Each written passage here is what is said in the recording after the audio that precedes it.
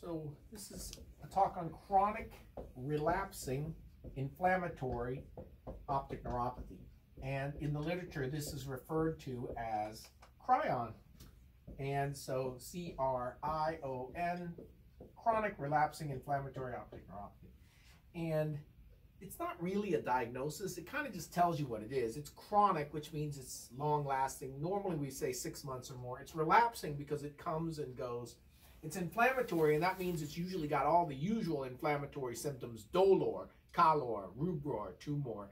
It's hot, swollen, enhancing optic nerve with pain. And so those are the typical features of inflammatory disease. And the nerve might actually be enhancing and enlarged in the acute setting. And the optic nerve is going to be enhancing on post-contrast MR. So this is what we call Crion.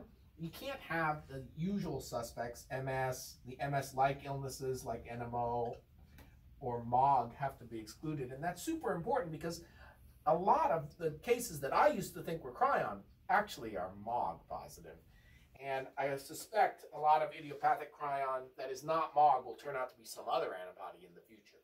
The other things that can mimic the Crion are other inflammatory optic neuropathies. And so the differential diagnosis of these other optic neuropathies that are inflammatory includes, of course, sarcoidosis and inflammatory orbital pseudotumor, optic perineuritis, IgG4, and there are infiltrative, infectious, and other inflammatory optic neuropathies that can cause a chronic and relapsing course. So in a sense, Crion is a diagnosis of exclusion. You have to do imaging studies that show enhancement. You can't have any other cause. You have to be NMO-MOG negative. You can't have demyelinating white matter lesions.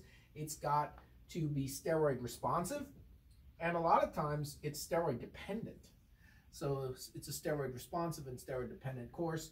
And if you find nothing, the idiopathic version is what we call Crion.